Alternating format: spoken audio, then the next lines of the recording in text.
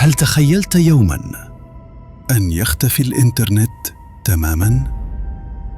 في البداية يبدو الأمر بسيطاً، استراحة من الشاشات وهدوء مؤقت. لكن خلال 10 دقائق فقط تنهار البورصات العالمية، الملايين يفقدون الوصول إلى أموالهم، وتتوقف بطاقات الائتمان عن العمل.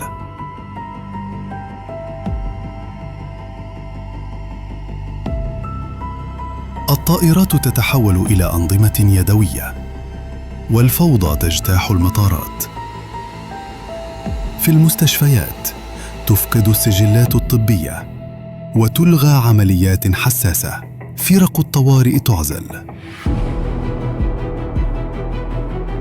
لا مكالمات، لا GPS، لا تنبيهات.